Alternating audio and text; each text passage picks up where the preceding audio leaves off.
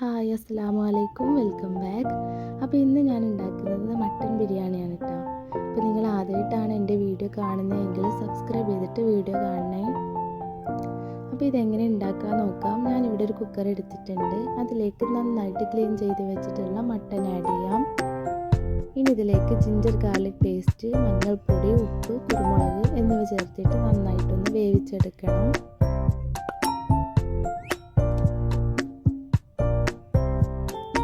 ഒരു സമയം കൊണ്ട് നമുക്ക് ബിരിയാണിയിലേക്കുള്ള റൈസ് തയ്യാറാക്കിയെടുക്കണം. അതിനായിട്ട് ഞാനിവിടെ 2.5 കപ്പ് അരിയാണ് എടുത്തിട്ടുള്ളത്. അത് നന്നായിട്ട് കഴുകി ഒന്ന് കുതിർക്കാൻ മാറ്റി വെക്കണം. ഇനി അത് വേവിക്കാൻ ആവശ്യത്തിനുള്ള വെള്ളം വെച്ചിട്ടുണ്ട്. അതിലേക്ക് സ്പൈസസും ഉപ്പും ആഡ് ചെയ്തിട്ടുണ്ട്.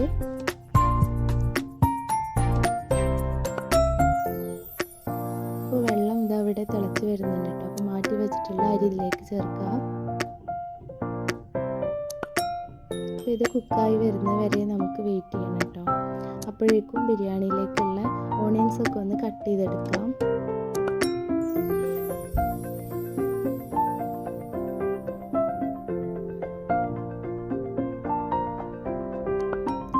അപ്പോൾ ഇത് ഓണിയൻസ് ഒക്കെ ഇതിവിടെ കട്ട് ചെയ്ത് കിട്ടിയിട്ടുണ്ട്.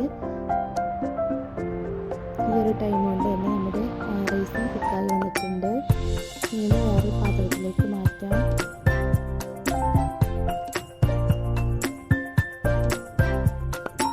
നമുക്ക് ബിരിയാണി മസാല തയ്യാറാക്കി കേട്ടോ. അതിനായിട്ട് ഞാനിവിടെ വെളിച്ചെണ്ണയും നെയ്യും കൂടെ മിക്സ് ആക്കിയിട്ടാണ് എടുത്തിട്ടുള്ളത്.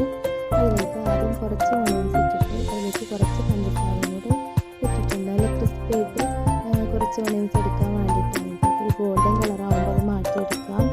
അതിൽ തന്നെ കുറച്ച് കാഷ്യൂസും ഇട്ടിട്ടുണ്ട്.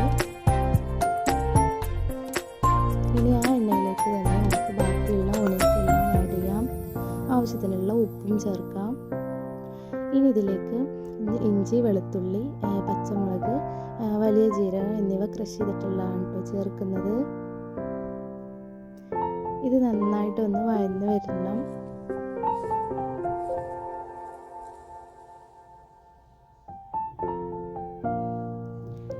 അപ്പോൾ ഇതിവിടെ വഴന്ന് വന്നിട്ടുണ്ട്. ഇനി ഇതിലേക്ക് 2 വലിയ തക്കാളിയാണ് കേട്ടോ ഞാൻ ആഡ് ചെയ്യുന്നത്. പിന്നെ ഇതെല്ലാം കൂടെ ഒന്ന് നന്നായിട്ട് കുക്ക് ചെയ്ത് വരുന്നവരെ വെയിറ്റ് ചെയ്യാം.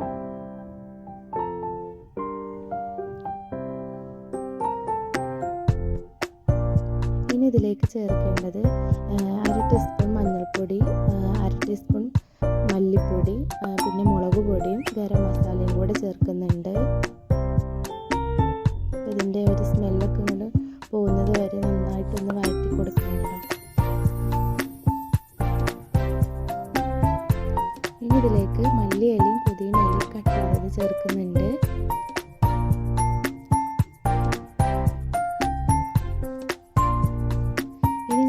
ചേർക്കുന്നത് തൈരാണ് കേട്ടോ. അതൊരു 2 സ്പൂണ് ഒക്കെ ചേർക്കുന്നുണ്ട്.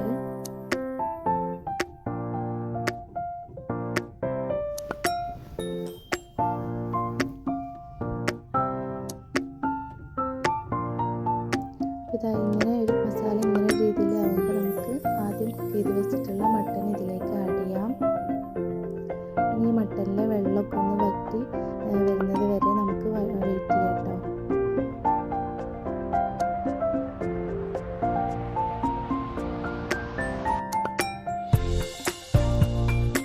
ഇതുപോലെ ആയിട്ടുണ്ട്. ഇതിലേക്ക് മാറ്റി വെച്ചിട്ടുള്ള റൈസും കൂടെ ആഡ് ചെയ്യാം.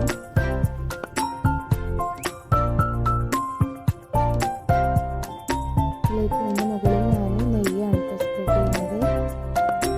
ഗരം മസാലയും അതുപോലെ മല്ലിയിലയും പുതിനയിലയും കൂടെ ആഡ് ചെയ്യുന്നുണ്ട്. ഇപ്പോൾ നമ്മുടെ ബിരിയാണി ഇവിടെ റെഡി ആയിട്ടുണ്ട് കേട്ടോ. Thank you.